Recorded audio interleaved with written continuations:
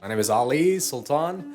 I was born in Yemen in 1988. From my perspective as a child, Yemen was pretty normal. That's what I thought as a kid. I think the first time I sensed that it's not the best place to be in was in 1994. We had a civil war. The South and the North were at war. Attacks going back and forth, and we weren't allowed to go outside. And I remember thinking, what if a rocket launches around our area? Like, are we gonna die? But eventually the war was over, and things got back to normal.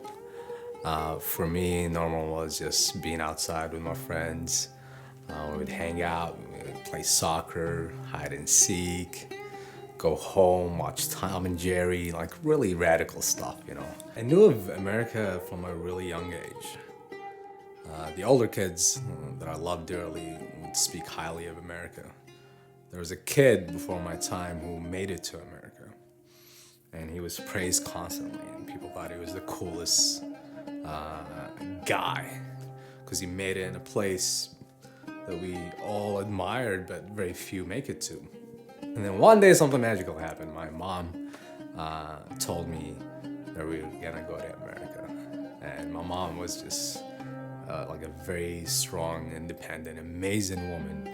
And I knew right away if she said we're gonna go to America, we will go to America. She said we will go to Ethiopia together. My aunt lived in Ethiopia, and she said that I would stay with her for, a vague amount of time, and she'll go to America and she'll start the process for us to come. So basically, my mother traveled first. And then she applied for a political asylum. That took about a year to get. From then, when she got her approval, she can start processing to bring me and my older sister, Basma, to come over to the US. And then there was about a period of a year and a half where she didn't hear anything. And then when she checked, she found out that the reason it's taken so long is because they couldn't find the address for me.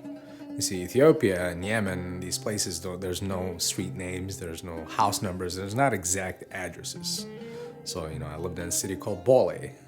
So my mom put in Ethiopia, Addis Ababa, Bole. Like, that's where I live. There's not an exact address, so they couldn't reach me.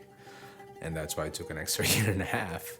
After that, it took about another 2 years for me and my sister to get the green light, and we made it. Four and a half years later, we made it. We all came to America, and it was a very happy day for all of us.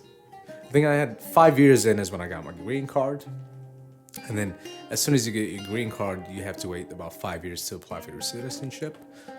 5 years later, I got my citizenship. So I think I was living 10 years already here. I already felt like an American. I didn't think I would feel a lot different by becoming a citizen, but I did. Probably one of my proudest moments. We were at a ceremony for all the immigrants that were becoming a citizen that day. And I thought about all the sacrifices, that I made and my family made, and probably everyone in that room. And I wondered if it was worth it. If it's worth the citizenship, and certainly the answer is yes. That sounds cliche, but really, the American dream is real. Where else am I going to be able to do comedy? Certainly not Yemen, certainly not Ethiopia, not to this extent at least. It's good to have a dream, to have a fighting chance to achieve it. We recently had a temporary ban against 7 countries, one of which was Yemen. And you can see that could be a little personal. This is my story, and there's so many other stories like mine. We're often dehumanized, we're often represented by our worst, which are small minorities, and we're often also painted by the same brush. There's no individuals anymore. 1.5 billion people are seen as one entity. I want to start this project to make a documentary and show real people. The project is going to be called 7 Stories. It's stories that revolved around 7 people from each country that were banned. So we're asking for your help today to give the opportunity and the platform for those 7 stories to be heard. And these are stories that I believe need to be heard. And we thank you so much in advance.